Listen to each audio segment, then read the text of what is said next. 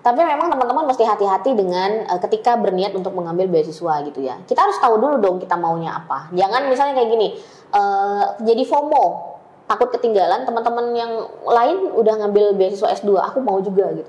Kita mau ini Miss, kita mau jualan di sana bisa nggak? Proses-proses beasiswa itu mau terutama yang di luar negeri ya, itu prosesnya panjang. Kurang lebih itu bisa menghabiskan 6 sampai 1 tahun, 6 bulan sampai 12 bulan.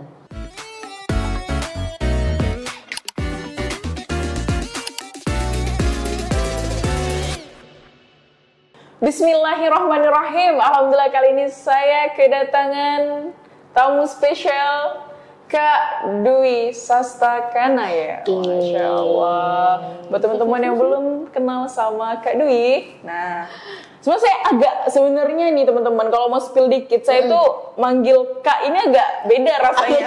Karena sebenarnya ya saya kerap manggilnya itu Miss Dwi karena ya beliau guru saya teman-teman.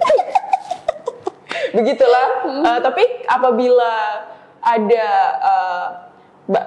saat saya berbicara bahasa Inggris salah ya itu ya karena kekeliruan ada di saya memang. Oke, baik itu dari spill dikit. Saya baru memperkenalkan tapi saya belum sapa nih narasumbernya. Assalamualaikum. Waalaikumsalam Muti. Gimana kabarnya hari ini? Alhamdulillah baik. Alhamdulillah baik. Alhamdulillah baik. Lagi puasa. Insyaallah. Alhamdulillah. Ya, lancar. Alhamdulillah. Allahu Akbar. Oke. Miss Dwi ini teman-teman, beliau merupakan co-founder Excellent English Studio. Itu merupakan sebuah tempat untuk kalian belajar bahasa Inggris dengan mudah, dengan memiliki tentunya pembelajaran yang berbeda dengan yang lainnya. Ya. Itu English Studio. Kemudian beliau juga founder dari Aku Belajar ID. Nanti teman-teman bisa kepoin Instagramnya. Nah, kemudian juga beliau adalah penerima beasiswa, yaitu beliau alumni dari Houston Community College Amerika Serikat. Wow, Masya Allah, Barakallah. Nah, kalau tadi saya udah spill Excellent Studio sama Aku Belajar ID, tapi kita nggak bahas itu ya teman-teman. Kita bakal bahas beasiswa ke Amerika. Saya juga penasaran gimana caranya bisa dapatin beasiswa ini, karena kalau di sini kan alumni dari Houston Community College, otomatis di dunia pendidikan ya Miss ya. Oke, ini penasaran, langsung kita kulik aja. Oke, Miss Dwi. Ini dari tadi banyak ngakaknya sih sebenarnya di bekas-bekas tadi ya, bekas kita bincang di belakang gitu. Nah, tapi sebelum kita ke Amerika ya, ke Amerika dong. Jadi ini Miss, mau tanya kesibukan Miss sekarang ini lagi ngapain? Sekarang ya, jadi sekarang emang lagi sibuk di Excellence English Studio tadi. Hari-hari memang full time-nya di sana. Terus juga di akubelajar.id itu jadi sebuah organisasi non-profit yang geraknya di sosial education dan juga youth empowerment di Kota Pontianak dan Kalimantan Barat. Terus juga sambil hustle juga jadi mentor dari program Kampus Merdeka juga sekarang. Oh, Masya Allah. Ternyata lumayan sibuk ya teman-teman. Oke, kita langsung saja. Sebelum kita membahas lebar mengenai beasiswa Amerika, Miss, kenapa memilih beasiswa ke Amerika? Oke, jadi waktu itu memang merasa pada saat teman-teman lain itu kan sudah lebih dulu kuliah lagi gitu ya. Nah, waktu itu saya sendiri ngerasa kayak udah belum waktunya nih untuk kuliah nih, karena belum ada kebutuhan gitu kan. Sampai akhirnya di tahun 2017 ngerasa oke, ini kayaknya waktunya saya buat lanjut kuliah lagi nih, karena sudah ada beberapa kebutuhan dari segi ilmu juga ya. Nah, kemudian 2017 mendaftar, tidak lolos. 2018 itu akhirnya diproses, baru lolos dan keberangkatannya di tahun 2019. Nah, kenapa memilihnya ke Amerika Serikat? Pertama itu karena memang beasiswa yang ditawarkan. Jadi beasiswa ini namanya Community College Initiative Program dari pemerintah Amerika Serikat yang seleksinya itu diurus sama Fulbright, atau kalau di sini dikenal dengan Aminef. Itu sebuah yayasan Indonesia Amerika yang mengurus dana pendidikannya gitu, dana pendidikan Amerika Serikat. Nah, melihat konten programnya sendiri tidak cuma hanya memberikan bidang akademik saja, tapi ada memfasilitasi program-program lain, misalnya kayak volunteering, kemudian internship, jadi kita bisa magang di sana. Iya, ada proses magang di sana. Kemudian kita bisa belajar fokus ke culture juga, karena kita dikasih orang tua angkat istilahnya ya, keluarga angkat di sana supaya kita bisa belajar culture-nya secara langsung. Nah, selain itu juga fokusnya yang lainnya itu adalah leadership. Nah, karena melihat komponen programnya yang sangat lengkap pada waktu itu, akhirnya saya mendaftar beasiswa ini. Tertariknya di situ ya? Tertariknya di situ, dan nggak lama kan, hanya sekitar 1 tahun aja, dengan segala prosesnya juga. Jadi lebih tidak perlu lama-lama meninggalkan Indonesia, tidak perlu lama-lama meninggalkan pekerjaan yang di Indonesia dan juga organisasi yang di Indonesia gitu. Karena pulang dapat ilmu baru, kemudian langsung diaplikasiin. Gitu. Ternyata penawarannya juga lumayan menarik ya. Iya, benar. Di situ kita banyak belajar, kita bisa magang di situ. Banget. Kita bisa belajar kultur juga di sana, bahkan sampai dikasih orang tua angkat gitu, yang kita kesempatan luar biasa banget sih. Selain menikmati Amerika ya tentunya. Benar.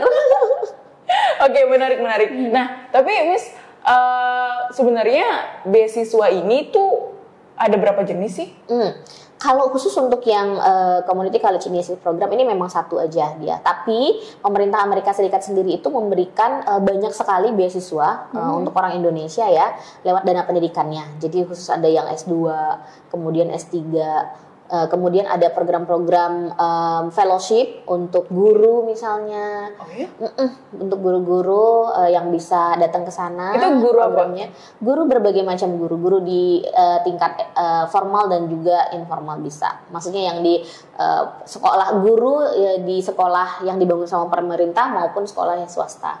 Itu bisa. Jadi kayak sekitar 3 bulan mereka di sana, program, kemudian study tour dan macam-macam, kemudian pulang ke sini sudah melihat ada value yang mereka bawa dari sekolah-sekolah yang ada di sana gitu kan.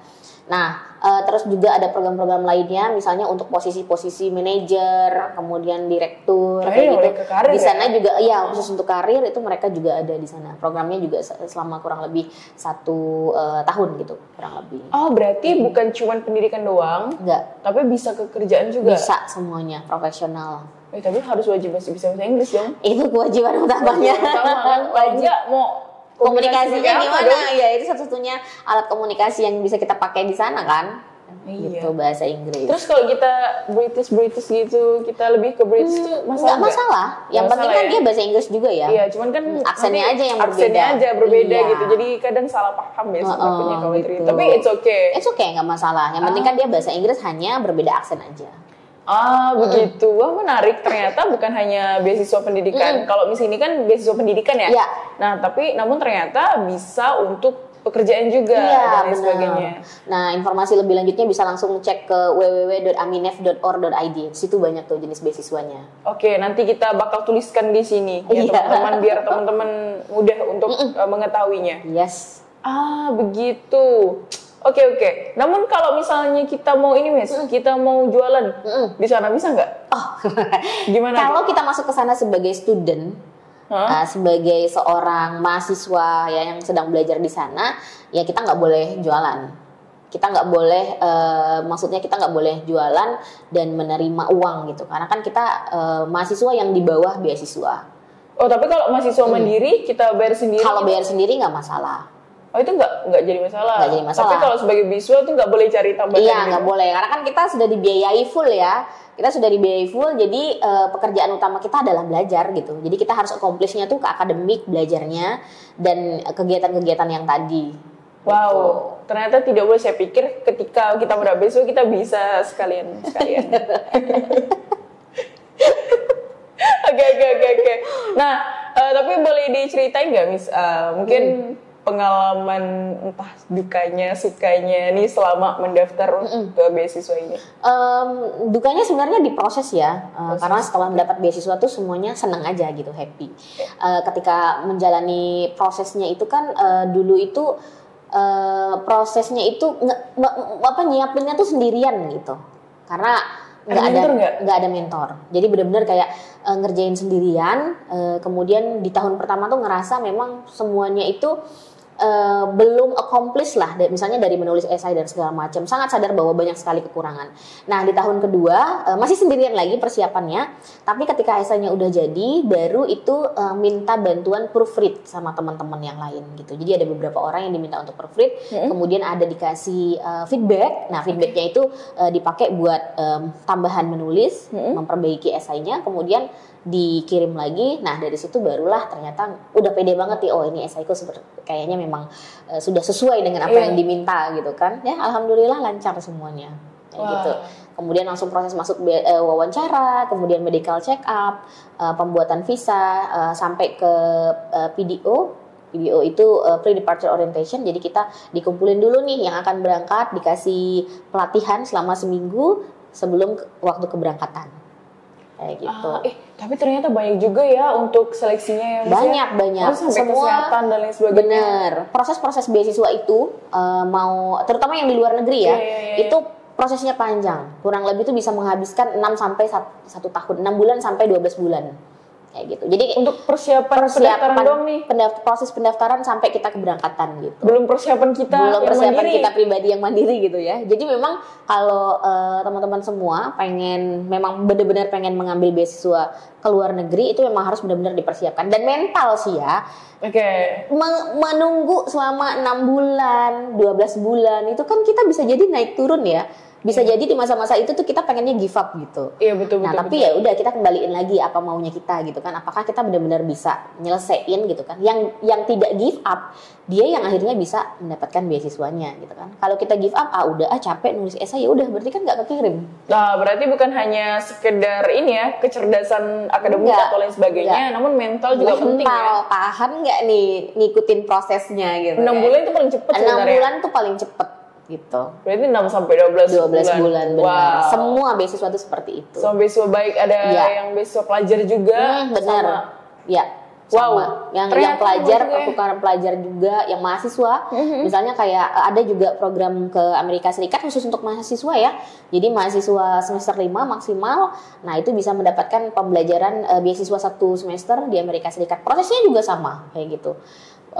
Menulis esai, mengirimkan aplikasi, tunggu lagi, wawancara, tunggu lagi, kayak gitu kan, medical check up dan seterusnya kayak gitu. Kalau kita nggak tahan ya udah, kita memilih untuk mundur. Gitu. Tapi sebenarnya syarat umum untuk bisa dapat beasiswa ini gimana sih, Mas? Syarat umum biasanya memang kita harus tahu dulu kemampuan kita di mana. Dari segi bahasa gitu ya. Jadi itu pasti ya. Kemampuan benar dibuktikan dengan misalnya sertifikat bahasa seperti TOEFL, IELTS, TOEFL-nya bisanya ITP atau IBT, kemudian PTE sekarang, atau juga sekarang ada Duolingo tes ya, DET. Nah kayak gitu kemampuan bahasa. Kemudian background-nya kita apa? Itu dituliskan di dalam esai. Kayak kita nih pengalaman kita apa, kita pengen sekolah di mana, pengen kuliah apa, kemudian jurusannya apa, kenapa kita pengen ngambil itu, pulang nanti kita mau ngapain. Itu semuanya harus dijabarin di dalam esainya kita. Wah, berarti dari awal sampai kita bakal selesai studi di Amerika juga itu ya diceritain semua di esai itu ya. Iya, kan kita nggak mau nih ngasih duit ke sembarang orang, benar nggak? Oh iya. Orang yang mau kita kirim ini kan orang yang sudah jelas tahu nih dia mau apa sih gitu. Kamu mau ngapain datang ke negara orang gitu kan? Kalau udah jelas itu pasti dia akan punya kesempatan juga untuk menjadi orang yang terpilih atau menjadi awardee-nya gitu ya, dari beasiswa apapun, dari negara manapun. Kayak gitu. Tapi cara kita memilih beasiswa yang tepat untuk kita tuh gimana, Mas? Nah, memang harus banyak searching ya, harus banyak riset juga. Kita mesti ngelihat apa yang ditawarkan dari beasiswanya, kemudian itu inline nggak dengan apa yang kita mau, visi misinya kita apa, cocok nggak? Kayak misalnya tadi tuh, yang saya pengen kenapa beasiswa ke Amerika, karena programnya compact. Satu kali kita pergi ke Amerika, kita bisa dapat belajar secara akademik, kemudian kita juga bisa belajar budaya, kita dikasih waktu untuk magang selama 1 semester kan banyak ya. Kemudian kita punya orang tua angkat di sana, Nah kayak gitu. Tapi ada beasiswa yang tidak menawarkan itu gitu. Nah berarti teman-teman sendiri yang harus mencari beasiswa mana yang cocok buat teman-teman. Cari juga negaranya. Memungkinkan nggak nih pergi ke negara yang jauh banget seperti Amerika kan ya bisa kita bilang di belakangnya kita kan 12 jam bedanya jauh gitu kan. Tapi kalau misalnya kayak Australia lebih dekat. Mereka 5 jam lebih dulu dibanding kita. Atau misalnya ke Eropa 6 sampai 8 jam di belakangnya kita. Nah, mana nih yang mau teman-teman pilih? Kemudian pilih juga negaranya. Misalnya dari segi cuaca, apakah teman-teman bisa tahan nih dengan misalnya negara yang 4 musim, yang ada winternya, atau teman-teman hanya cocok di negara-negara di Asia aja, karena nggak jauh beda sama Indonesia gitu kan. Tapi sebenarnya kalau ke Amerika Serikat sendiri, ada memang satu state yang sepanjang tahun tuh matahari isinya, sama kayak di Indonesia, itu di state-nya itu di Florida, jadi di kotanya tuh di kota Orlando. Nah di situ teman-teman juga bisa memilih kuliah di situ, karena mereka nggak punya winternya cuman ya dingin tipis-tipis aja, tipis-tipis, angin-angin doang, angin doang gitu ya. Tapi orang Indonesia banyak di sana karena dari sisi apa namanya iklimnya, dari cuacanya tuh nggak jauh beda sama Indonesia. Lebih mudah untuk beradaptasi. Benar gitu ya, karena dia panas banget, bright banget di sana. Iya gitu. sih. Bahkan yang negara Asia seperti Vietnam aja lumayan kan? Iya benar. Negara Asia sendiri kan juga ada yang 4 musim ya. Kayak di sebagian India tuh dia juga punya yang apa namanya snow. Kashmir ya, daerah Kashmir itu kan mereka ada salju. Korea juga gitu kan, kadang mereka bersalju juga. Jepang juga kan kayak gitu. Nah tergantung kita. Jadi risetnya itu bukan cuma hanya dari segi syarat bahasa misalnya kan, karena kan syarat bahasa di tiap negara kan akan beda-beda tuh. Nah kemudian cek dulu nih apakah harus ada background akademiknya teman-teman, apakah ada mensyaratkan 2,75 IPK atau harus 3 atau 3,5 kayak gitu kan. Pokoknya cari yang memang cocok sama teman-teman gitu. Wah, sangat menarik. Ternyata banyak juga ya choice-nya misalnya untuk beasiswa ini ya.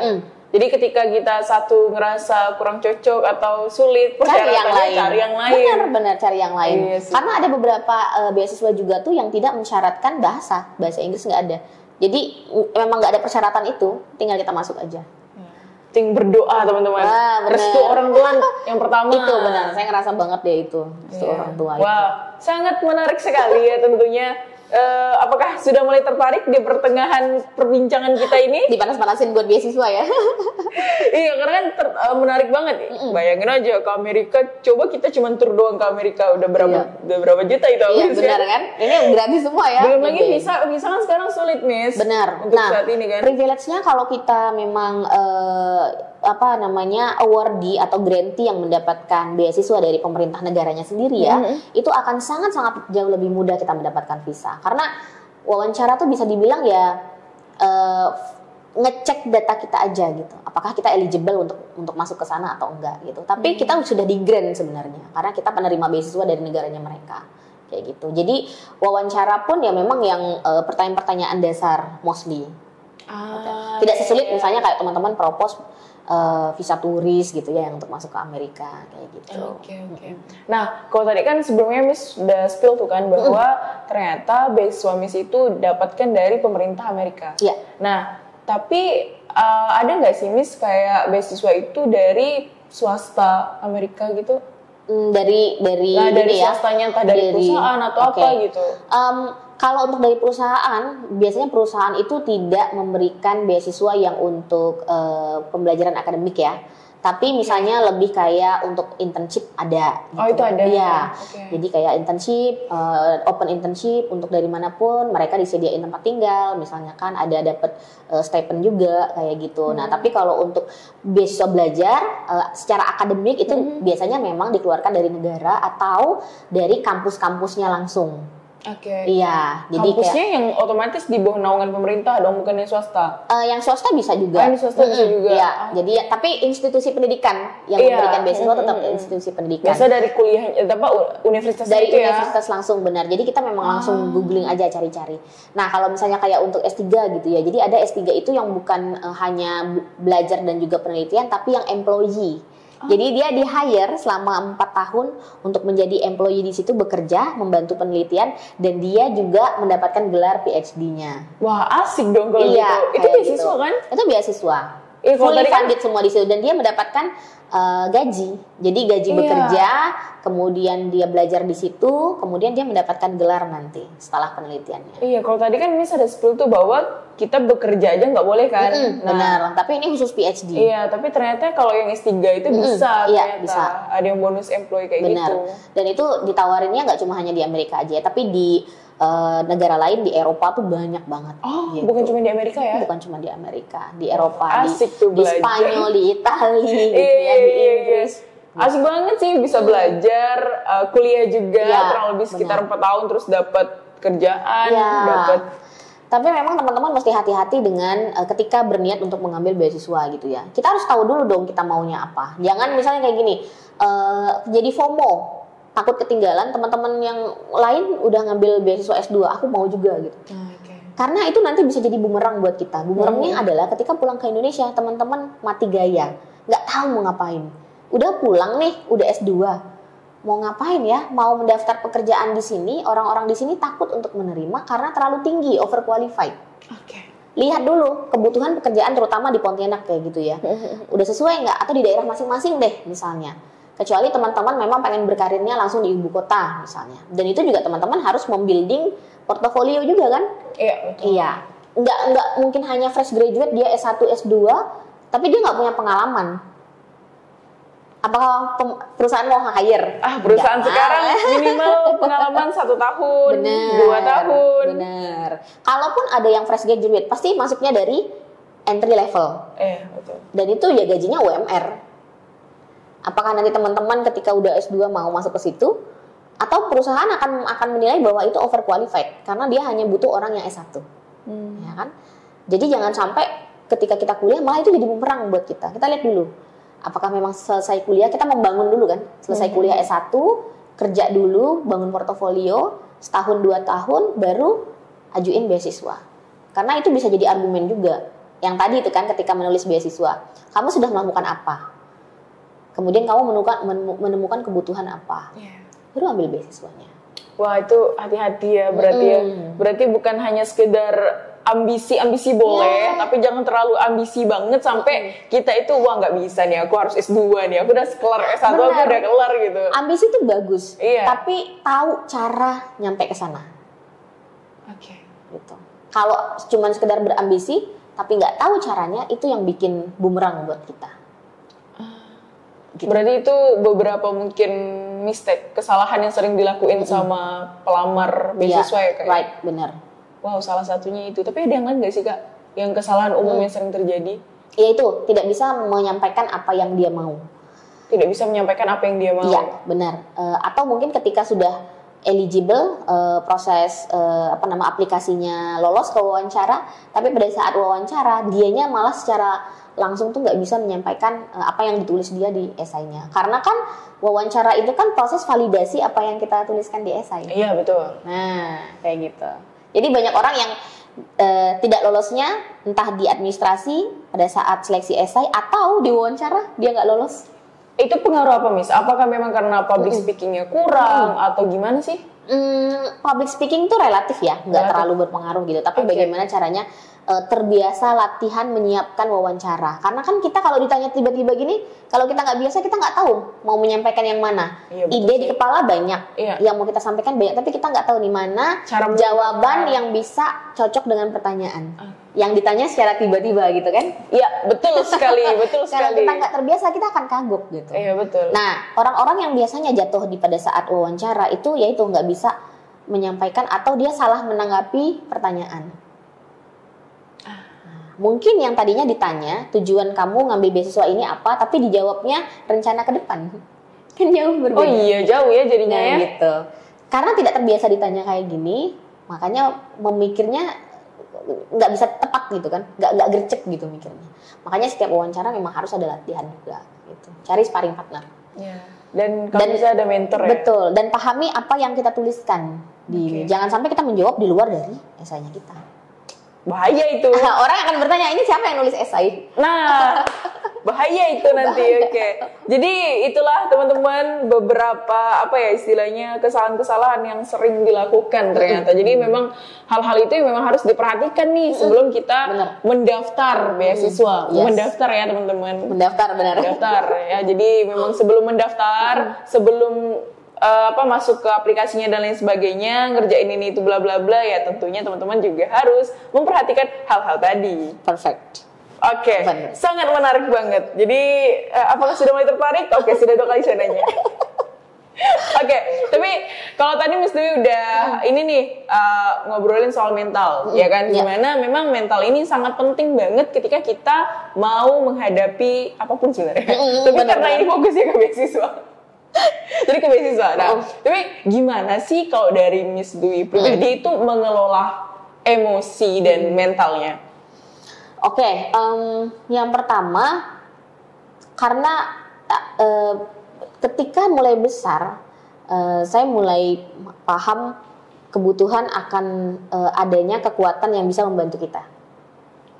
Kekuatan besar yang bisa membantu kita ketika kita merasa low, merasa rendah, kita akan balik ke kekuatan itu, kemudian kita mendapatkan energi dari kekuatan. Oke. Nah, karena saya Muslim, karena saya beragama Islam, kekuatan besar itu adalah Allah ya. Allahu Akbar. Jadi saat masa remaja kan kita lagi nyari-nyari ya, mencari jati diri. Nyari jati diri gitu kan. Iya, betul, kemudian betul, kan kita questioning gitu. Kok aku disuruh sholat terus?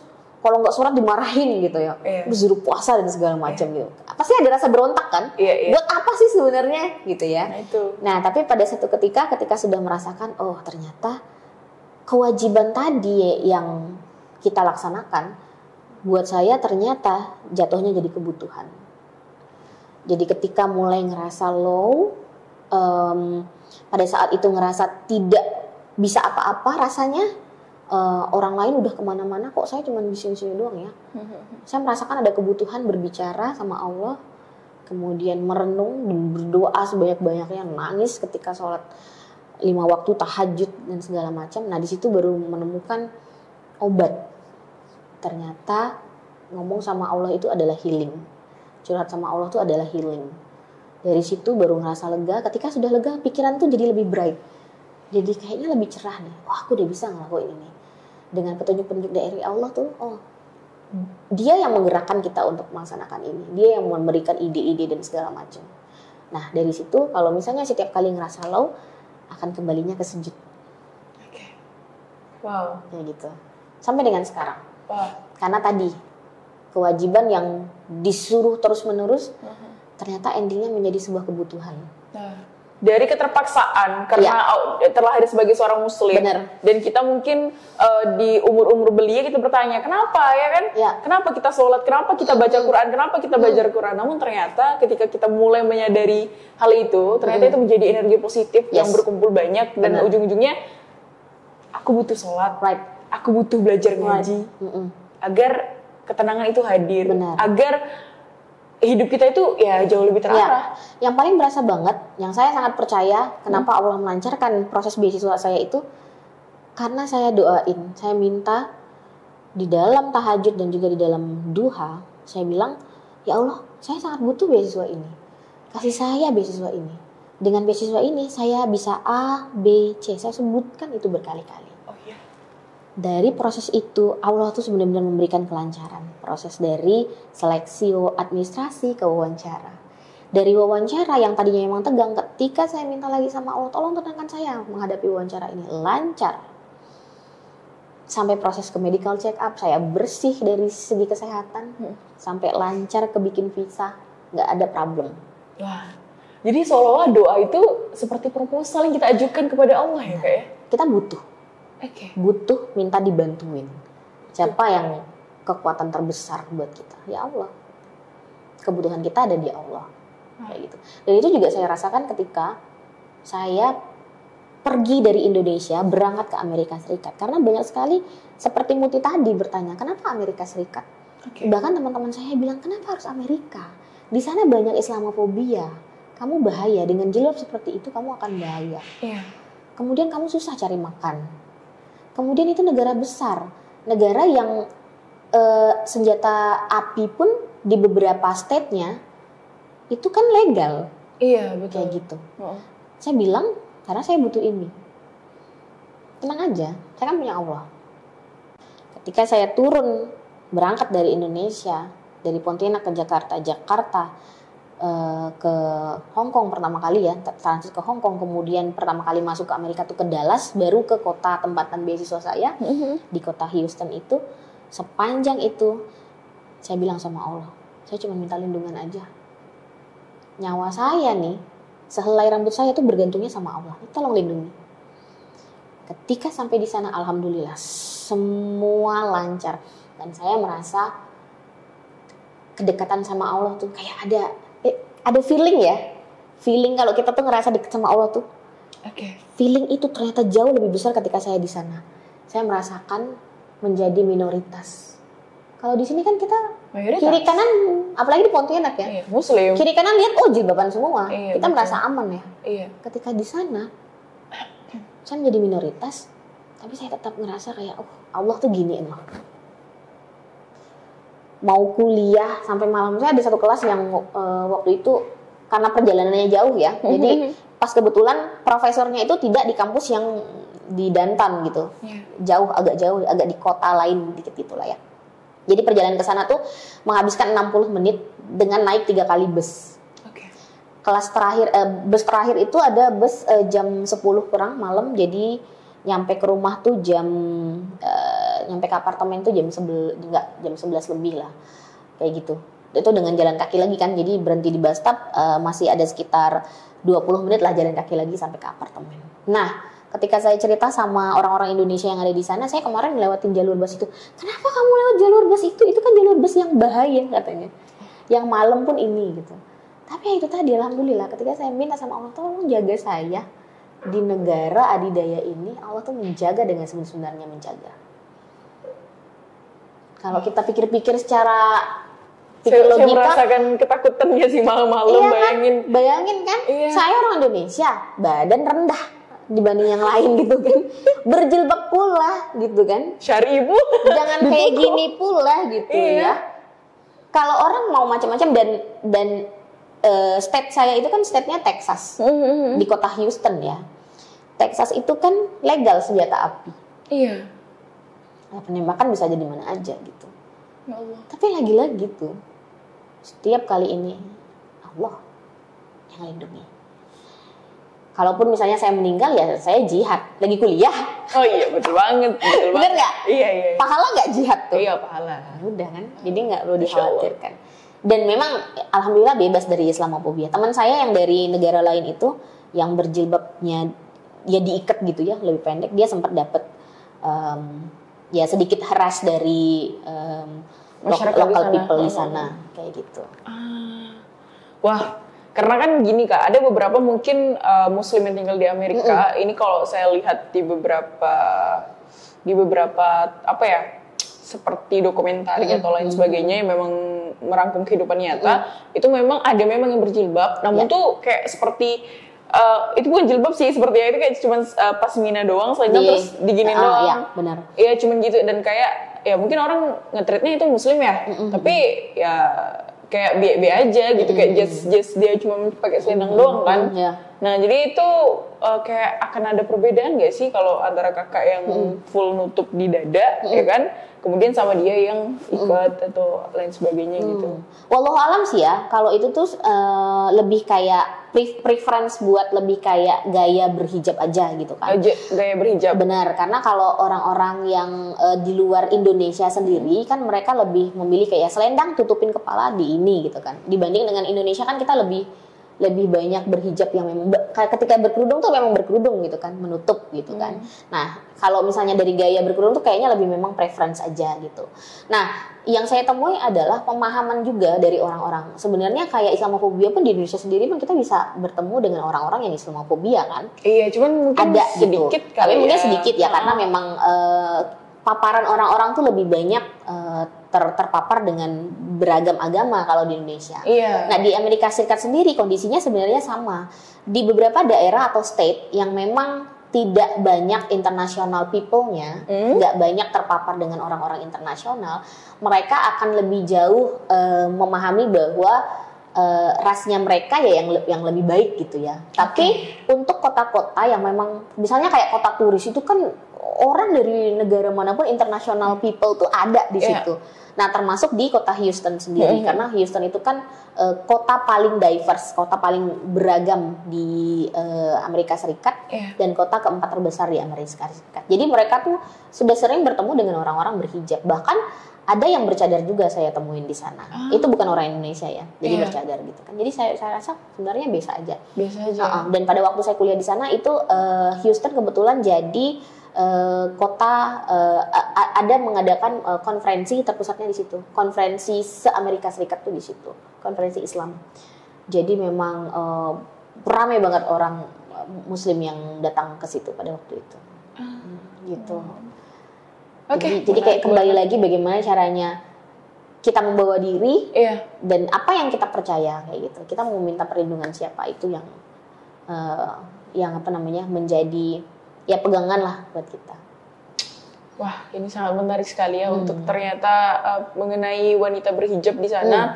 Ya itu ternyata kembali lagi sama daerahnya ya Kak ya. Ya kalau memang daerahnya yang ramai turis dan lain sebagainya ternyata ya terbiasa aja mereka terpapar dengan orang yang beragam ya. Iya biasa gitu aja gitu. Tapi kalau mungkin ke daerah yang isinya banyak lokal, benar. Mungkin bisa ada Islamofobia di situ. Iya, sama seperti di Indonesia kan. Di Indonesia kan ada daerah-daerah yang misalnya jarang ada terpapar orang-orang yang beragam gitu. Atau misalnya mungkin kalau kita lihat daerah timur gitu ya, yang lebih banyak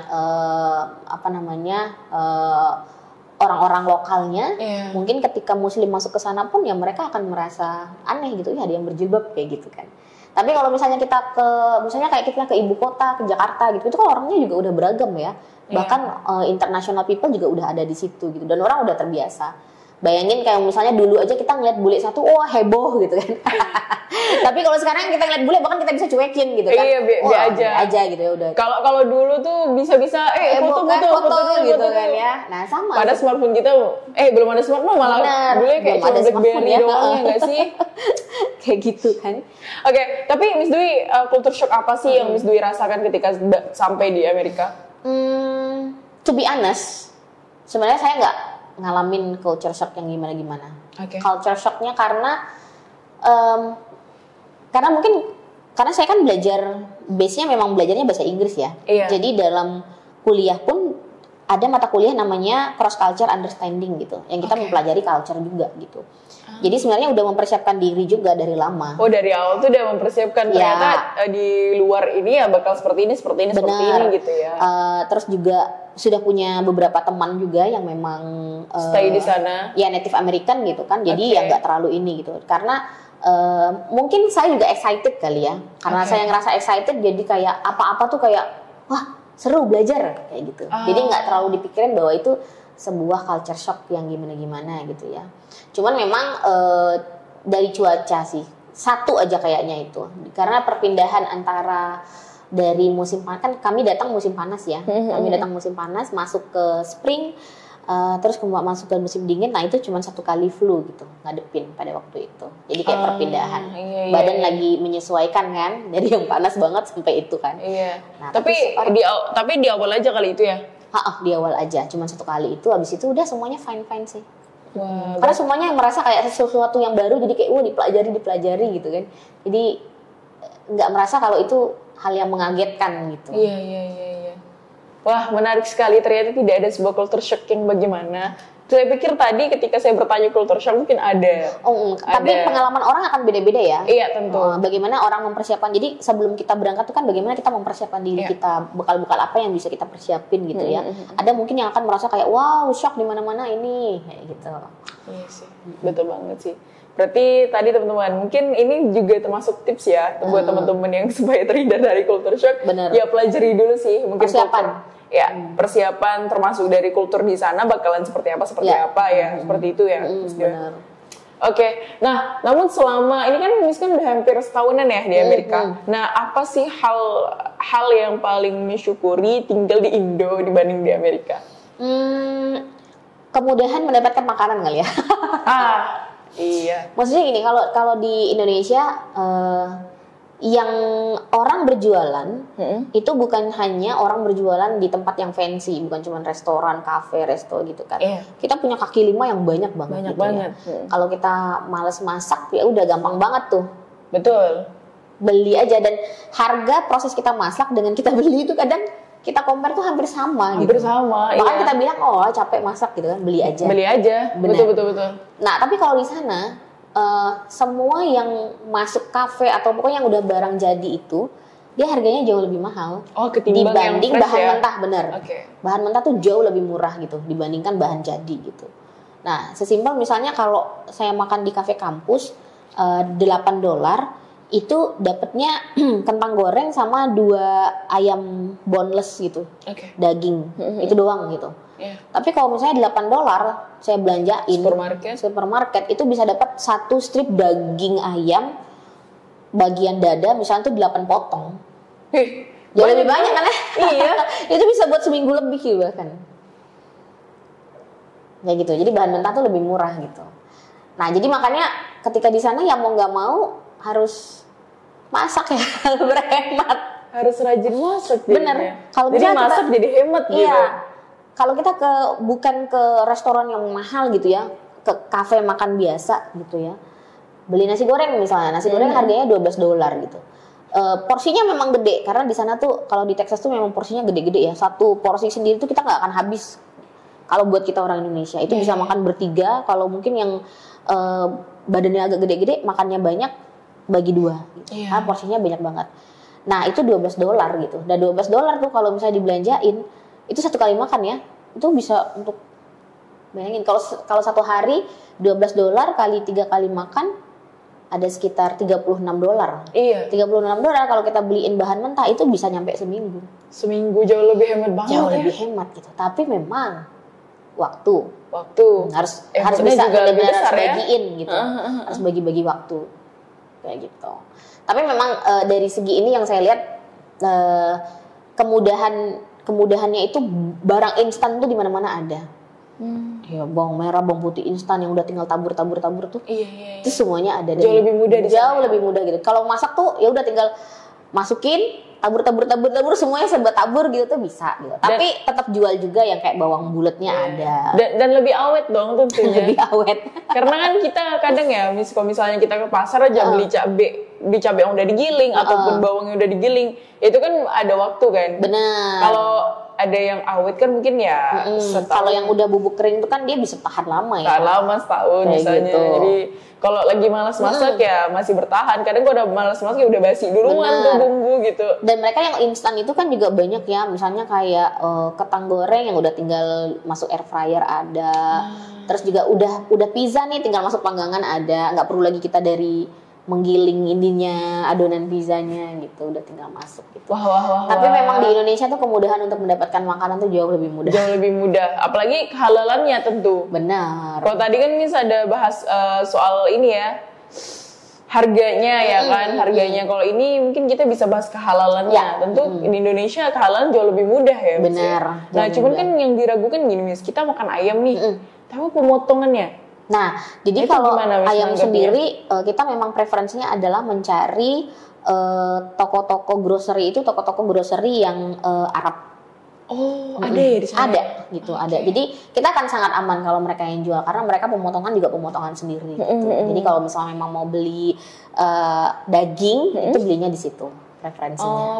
Berarti kalau perkara daging nggak akan ke supermarket lain istilahnya kayak gitu ya? Iya benar. Kecuali mau belanja sayur dan lain sebagainya itu kalau sayur, telur dan lainnya kan kita bisa dapetin di mana aja ya. Iya betul banget sih. Terus yang memang mesti hati-hati ketika membeli makanan yang memang udah jadi gitu. Kayak misal kita memang harus benar-benar tanyain ada di mana. Tapi yang ngejual juga yang Muslim itu ada kan kita udah nggak perlu takut lagi gitu ya. Ada gitu. Kayak misalnya ada Halal Guys itu kan. Dia food truck yang kita beli misalnya nasi atau apa gitu ayam sama dia tuh udah yang makanan jadi udah halal gitu. Judulnya aja udah Halal Guys gitu. Iya. Wah ternyata memang hal yang paling disyukuri untuk dari perspektif pandangan Miss itu adalah ya memang makanan ya.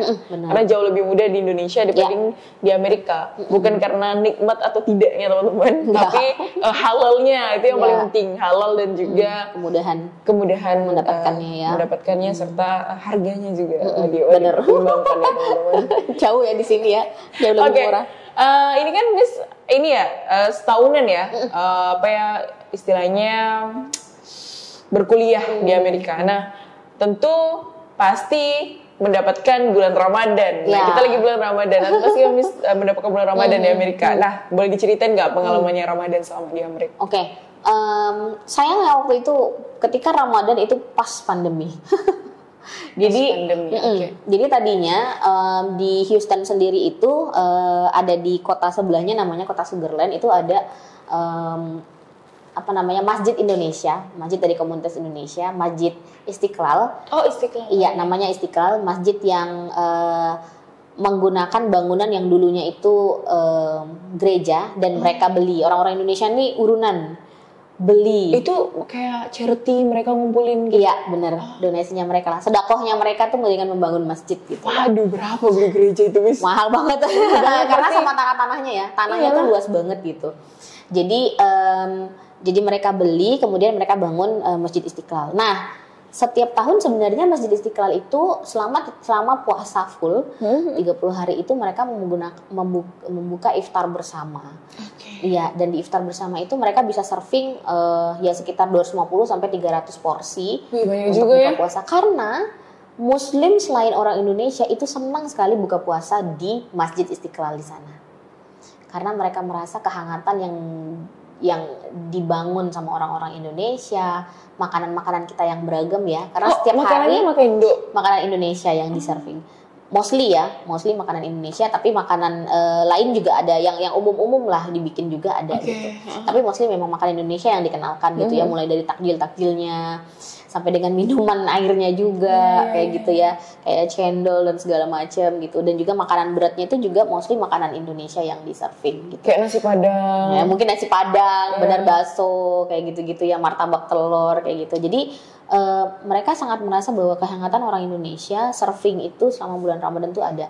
Sayangnya ketika kami di sana itu pandemi. Jadi nggak dapat dong. Jadi kami nggak dapat karena kosong, nggak ada kegiatan, nggak ada aktivitas gitu. Nggak ada aktivitas gitu kan.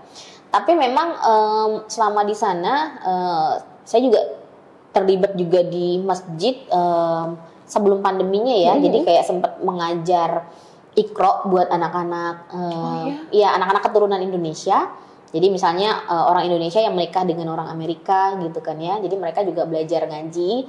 Jadi anak-anaknya saya volunteer ngajar Iqra di sana. Di masjid itu? Di Masjid Istiqlal itu gitu. Nah terus sempat juga beberapa kali pergi pengajian sama ibu-ibu Indonesia, Malaysia, Brunei dan juga Singapura. Jadi muslim-muslim dari Brunei, Malaysia, Singapura itu ada pengajiannya gitu. Nah kami ikut di sana gitu, dibawa sama salah satu mbak kita yang juga muslim di sana kayak gitu kan, dikenalin sama ibu-ibu itu. Itulah memang berkahnya bisa bertemu dengan komunitas muslim juga di sana ya. Ternyata ada pengajian juga di sana. Ada pengajian juga gitu. Menarik. Iya, dan senangnya beberapa ustazahnya itu juga ada yang diterbangkan dari Indonesia juga.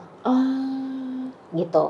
Nah, jadi pada saat Ramadan, sepanjang Ramadan itu memang lebih banyak berpuasa di apartemen karena tidak bisa ke masjid gitu ya. Akses masjid yang bukan cuma masjid komunitas Indonesia, masjid yang komunitas dari negara lain tuh juga tutup, semuanya tutup. Public place itu tutup gitu. Jadi memang berpuasa itu ya benar-benar di apartemen. Tapi alhamdulillah karena di apartemen itu kan nggak cuma hanya saya doang yang muslim gitu ya.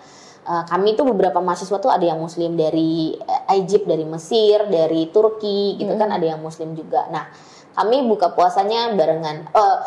Sahur pertama saya bareng teman saya yang Turki, kemudian kita serving makanan Indonesia.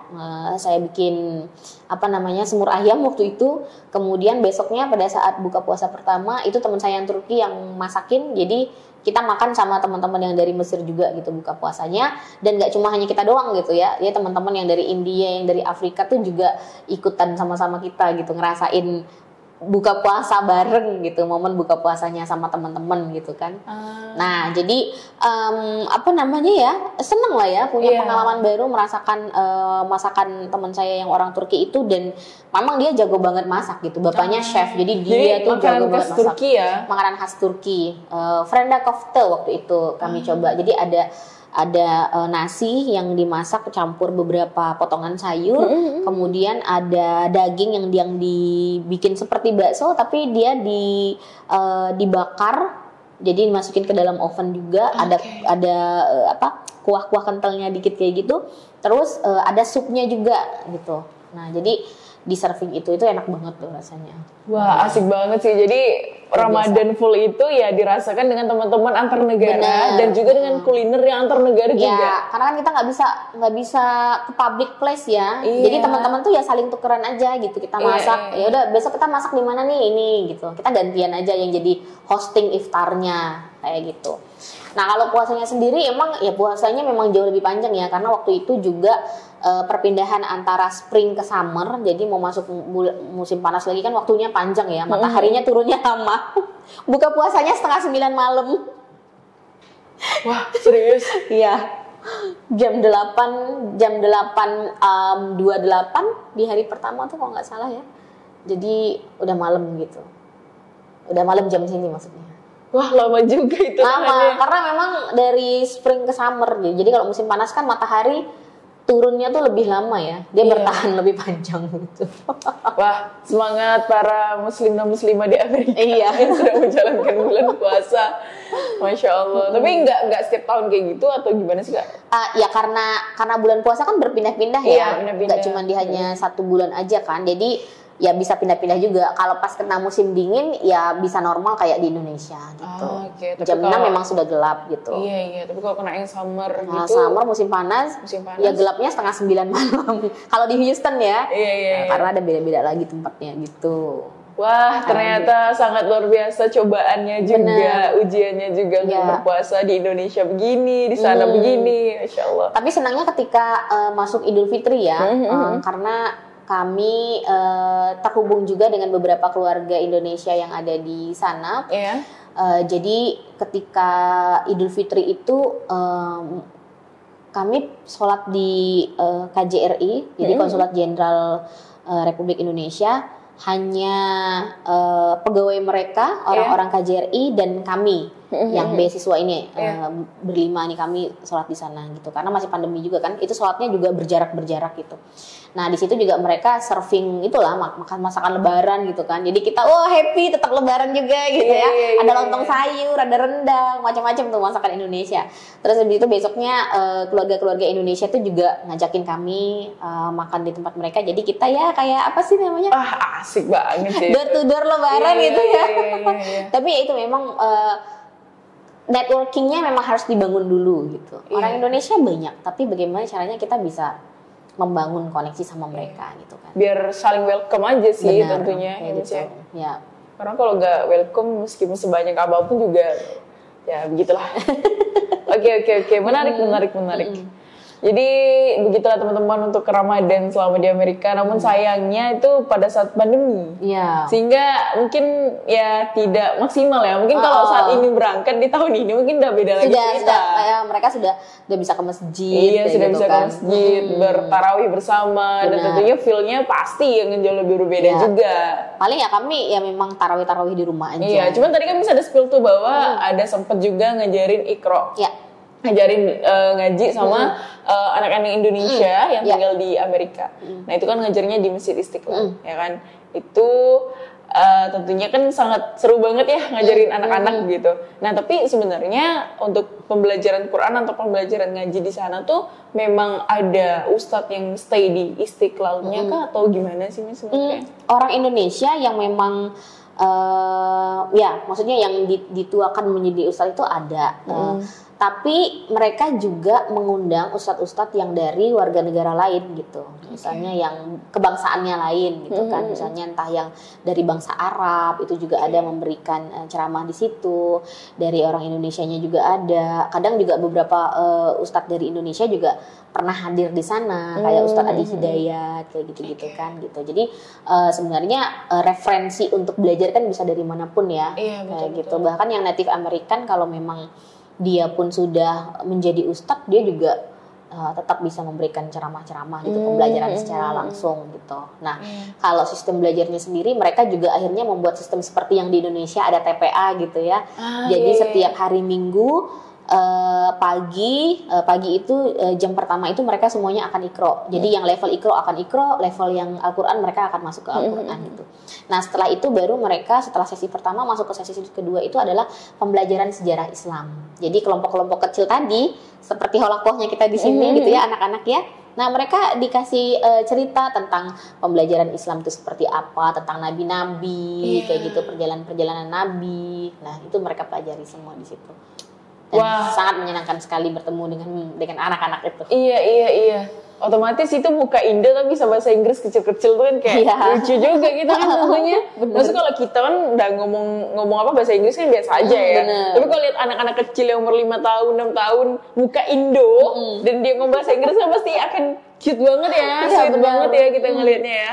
Wah, Masya Allah dapat kesempatan untuk ngajarin anak-anak Indonesia, Masya Allah. Dan apa ya, yang menjadi menariknya kan tetap belajar Quran dan kayak bangun seperti TPA juga di Masjid Istiqlal gitu. Dan memang yang dibawa tuh ikro, buku ikro dari Indonesia tuh dibawa ke sana gitu. Berarti memang pakai metode ikro ya metode untuk ikro, belajar Quran. Karena metode ikro itu kan hanya di Indonesia ya. Iya, cuma di Indonesia. Jadi orang-orang yang dari negara lain yang ikut belajar di situ juga melihat ada metode ikro gitu. Iya, kalau Quran juga punya ikro sih Kak. Ada ikro cuman juga, untuk ya? belajar Qurannya tuh kami memang punya metode berbeda.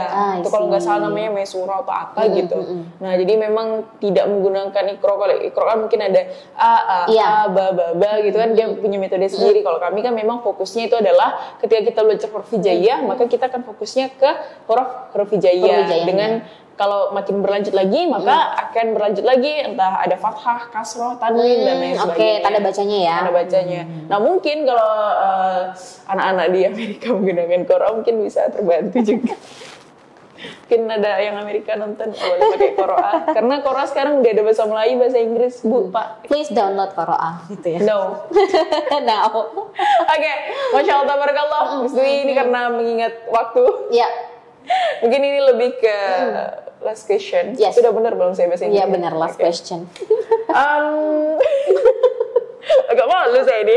Jadi lebih ke closing statement aja sih untuk teman-teman yang mungkin pesan untuk Miss Dwi lah buat teman-teman yang sedang berjuang nih untuk mendapatkan beasiswa ke Amerika. Atau bukan hanya ke Amerika ya, tapi mungkin sedang berjuang untuk mendapatkan beasiswa pendidikan ke luar negeri. Ya. Silakan. Nah ini buat teman-teman yang memang sedang ingin melanjutkan sekolah dan mengambil beasiswa ya ke dalam negeri atau luar negeri, yang pertama itu benar-benar harus kenali diri sendiri. Kalau sudah mengenal diri sendiri, akan sangat mudah sekali mengetahui jurusan apa yang mau diambil, riset sebanyak-banyaknya kampus, dan juga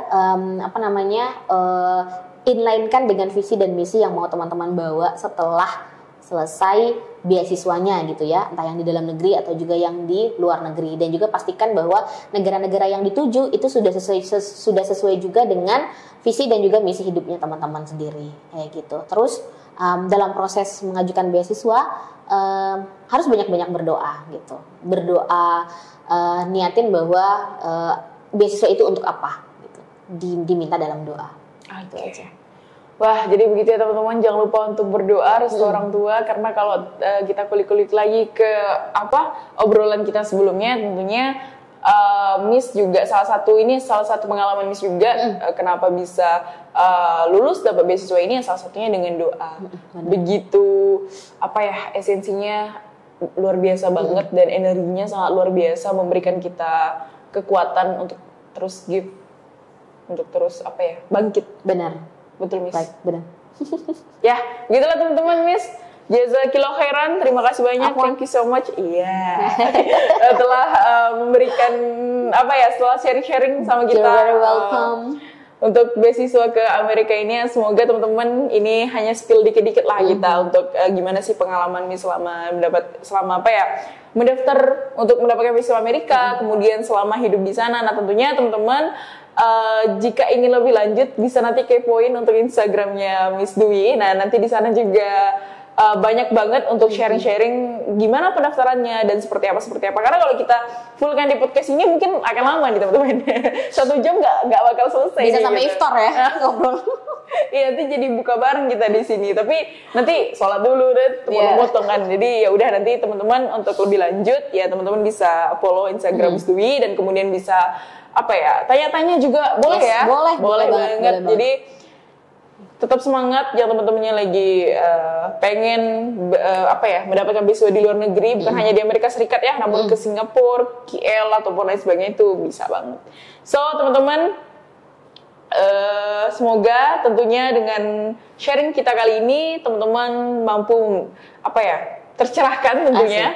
Tercerahkan, udah siang nih Kak, saya jadi agak gimana dan tercerahkan tentunya dan menginspirasi juga kepada teman-teman dan memberikan manfaat yang banyak. Dan tentunya apabila ada salah kata atau selama berjalannya podcast ini kami mohon maaf. Jazakumullah khairan semuanya. Assalamualaikum warahmatullahi wabarakatuh.